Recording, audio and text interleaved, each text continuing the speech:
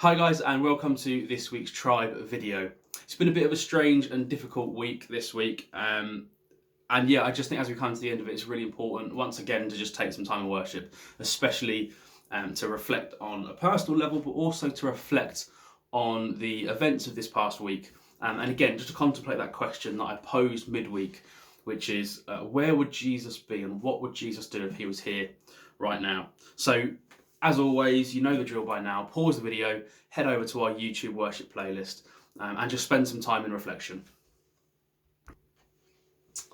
So as we come to the sort of topic for today, it's going to be a bit of a short one today because I really believe God's put quite a specific message on my heart this week as I've been reflecting about the week's events and what we can do in response.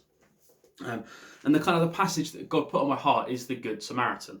You may have seen I did a video midweek about the Black Lives Matter protests and a bit of a response to that. And this is almost like a continuation of that video.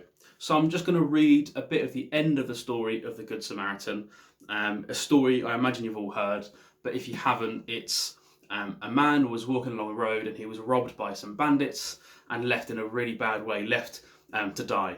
And then the people that you would expect to help walk on by and ignore him. So priests and those people in positions of power that you would expect to help in a situation like that, they look at the man and they walk across the other side of the road and they ignore it. And then you come to this. Then a despised Samaritan came along, and when he saw the man, he felt compassion for him. Going over to him, the Samaritan soothed his wound with olive oil and wine and bandaged them. Then he put the man on his own donkey and took him to an inn where he took care of him. The next day he handed the innkeeper 2 silver coins, telling him, "Take care of this man. If his bill runs higher than this, I'll pay you the next time I'm here." Now, which of these 3 would you say was a neighbour to the man who was attacked by bandits? Jesus asked.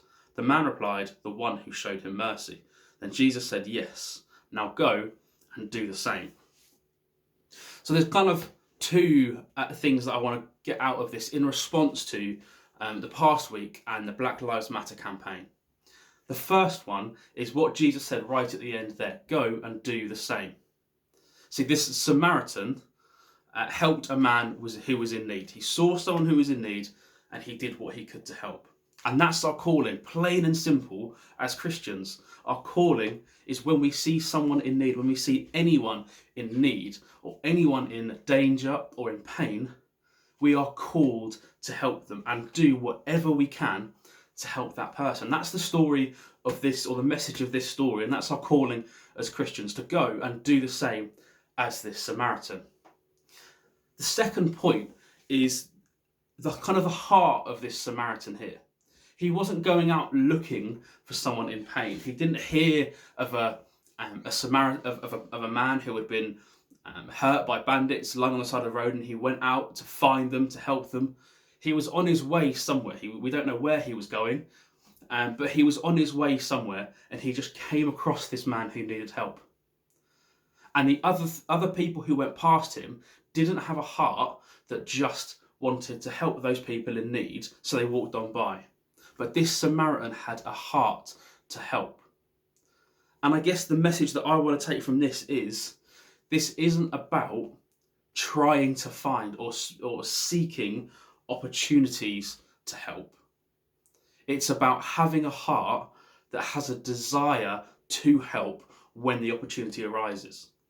And this week, the opportunity to help has arisen. So it's important that we all have a heart that has a desire to help. Now this opportunity has arisen, and we need to spend time working out what it is we can do to help.